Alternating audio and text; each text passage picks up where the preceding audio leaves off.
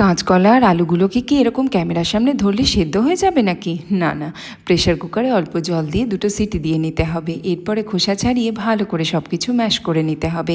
এবার দিয়ে দেবো আদা কাঁচা লঙ্কা বাটা, স্বাদ মতো নুন, চিনি, হলুদ গুঁড়ো, অল্প লঙ্কার গুঁড়ো, গরম মশলার গুঁড়ো আর 2 চামচ চালের গুঁড়ি।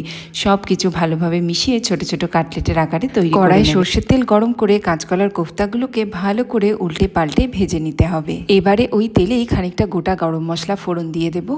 আদা কাঁচা লঙ্কা বাটার সাথে হলুদ গুঁড়ো, লঙ্কার গুঁড়ো, ধনে আর জিরের গুঁড়ো অল্প জল দিয়ে মিশিয়ে নেব।